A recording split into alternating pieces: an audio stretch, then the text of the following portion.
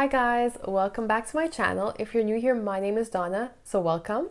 On this channel, we talk about everything luxury, whether it's fragrances, jewelry, handbags, you name it. So if that's your cup of tea as well, don't forget to subscribe to my channel and hit that notification bell to be notified anytime I upload a new video.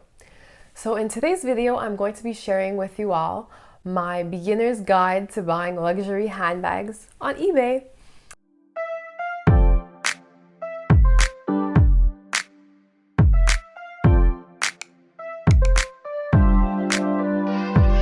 Now, purchasing bags on eBay, especially if it's your first time, can be very scary. I mean, sharing my experience, I was very scared and very stressed up until I received my handbag. And before actually pulling the trigger, I did do a lot of research on purchasing bags on eBay.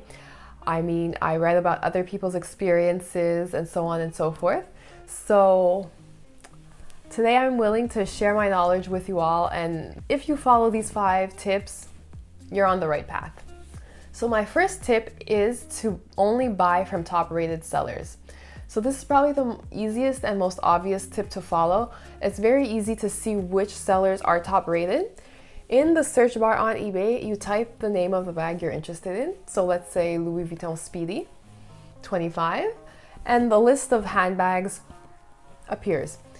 So beside the name of each of the posts, the top-rated sellers will have kind of this like medallion logo beside them, and that means they're top-rated, which is a good sign. That means many people have purchased handbags from them and they have rated them really well.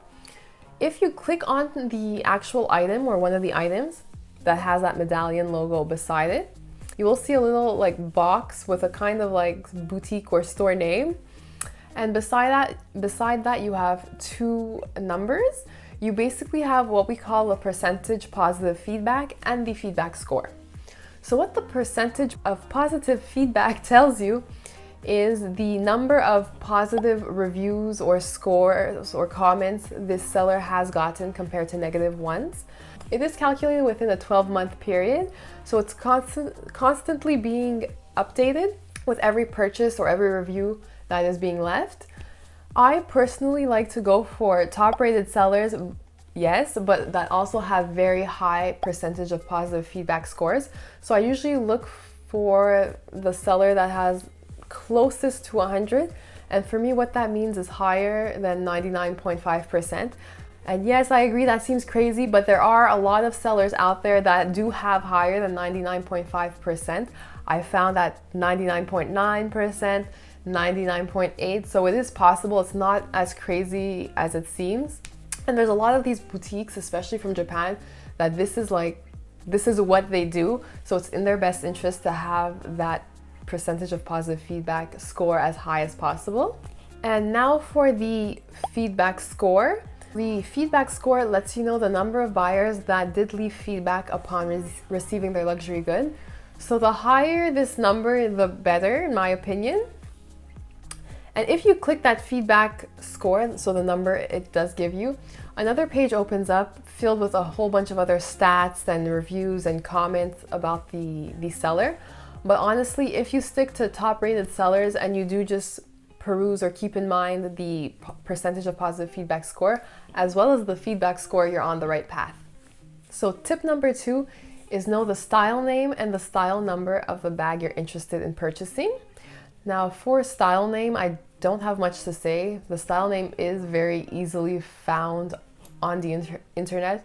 And if it's a bag that is still being sold by the actual designer, just by browsing their website, you can very easily find the name of the handbag.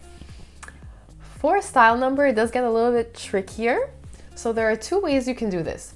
The first way is either you do a whole bunch of research about the bag you're interested in. So you can either do that by obviously browsing the internet. As well, you can, if it's a bag that's still being sold, you can walk into the boutique and ask to see the bag. So if you do this, take the time to examine the bag as much as possible. Look at the stitching, the hardware, the leather, everything. This tip will be in handy in one of my next tips. But as well, as you're examining the bag, do take a look at the style number.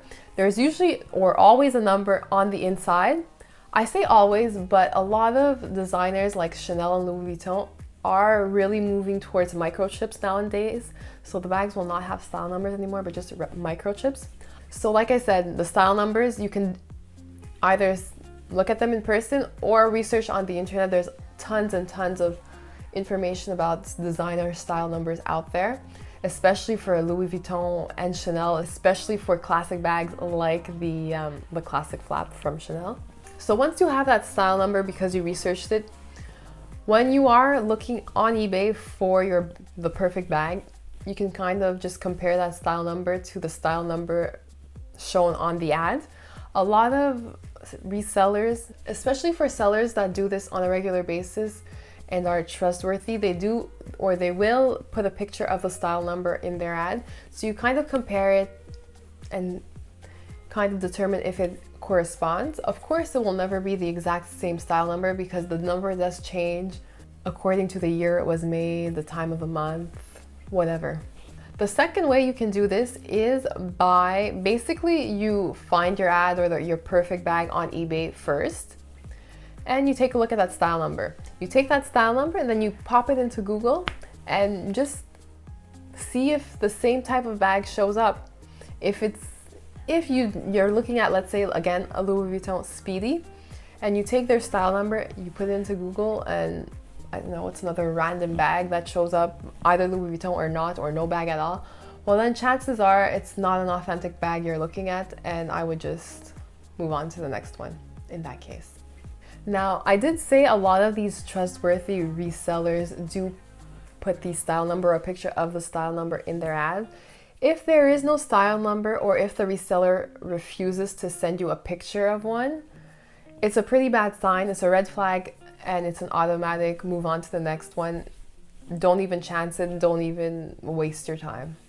Now, my third tip is to buy from established large volume resellers.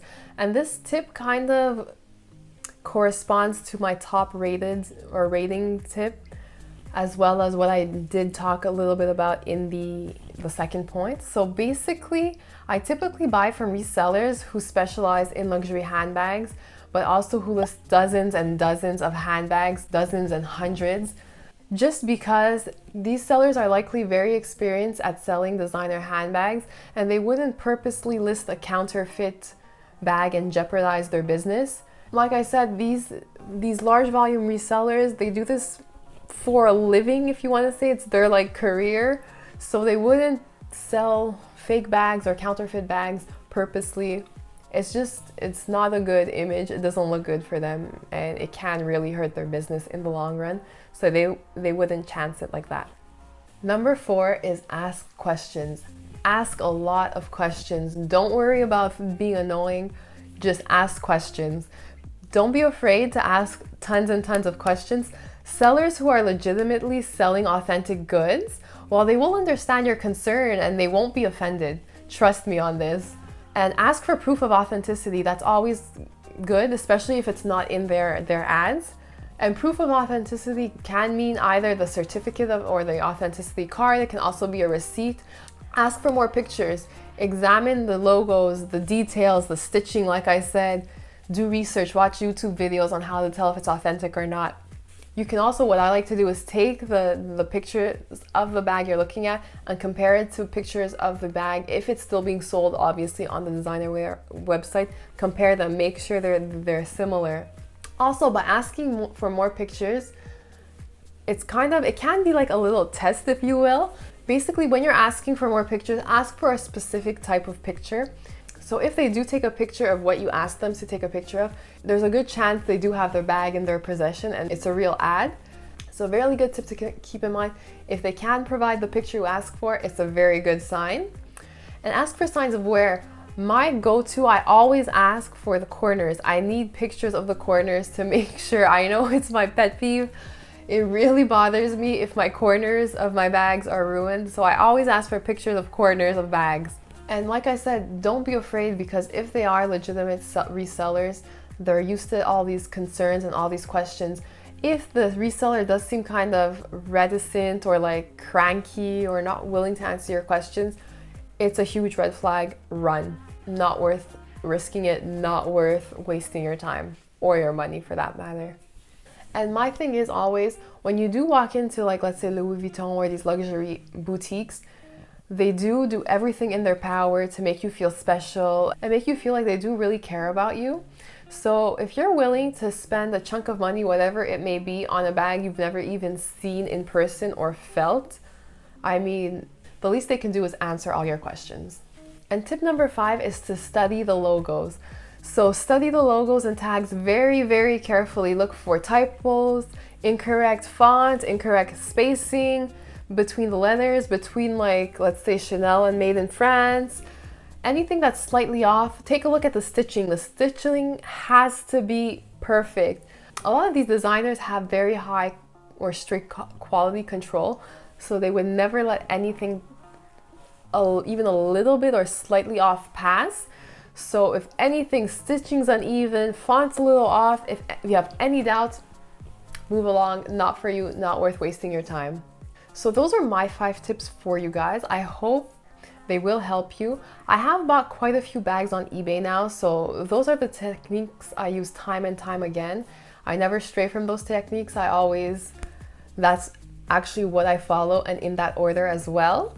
So I know the first time buying on eBay can be very scary, but once you rip that band-aid off and you do it and it goes well, it gets a lot easier.